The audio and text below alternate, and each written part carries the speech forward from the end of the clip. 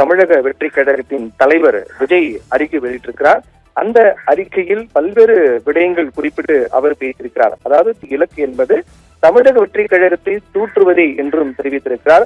1969க்கு பிறகு அவதூறுதான் அரசியல் கொள்கை, லஞ்ச லாவணியம், ஊழல் தான் லட்சிய கோட்பாடு என்ற நிலையில் அவர்கள் விமர்சிக்கிறார்கள் என்ற பெயரில் அர்த்தமற்ற குற்றச்சாட்டுகளை அள்ளி வீசிக் கொண்டிருக்கிறார்கள் என்றும் குறிப்பிட்டிருக்கிறார்.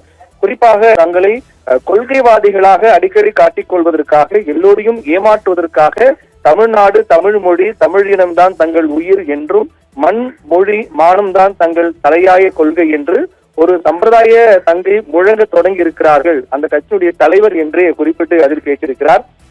அதுவும் குறிப்பாக அறிவு திருவிழா என்ற பெயரில் பரன்களில் கிடக்கக்கூடிய பழைய ஓலைகளை தட்டி தோரணம் கட்ட பார்க்கக்கூடிய அவங்களுடைய பழைய மற்றும் புதிய கொள்கை உறுதி பற்றி கொஞ்சம் கொஞ்சமாக பார்க்கலாம் என்றும், அதைத் தொடர்ந்து பல்வேறு விடயங்கள் அவரை குறிப்பிட்டு பேசியிருக்கிறார்.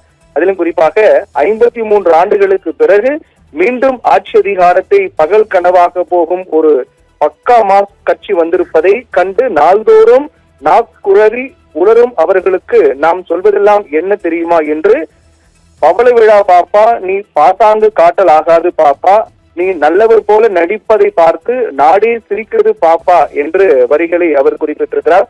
அதில் மிக முக்கியமாக சிறப்பு தீவிர திருத்தத்துக்கு எதிரான ஆர்ப்பாட்டத்தில் கூட யாரை விமர்சிக்க வேண்டுமோ அவர்களை விமர்சிப்பதை விட நம்மை திட்ட வைத்து அகமழ்ந்ததே நடந்தது என்றும் அவர் குறிப்பிட்டிருக்கிறார்.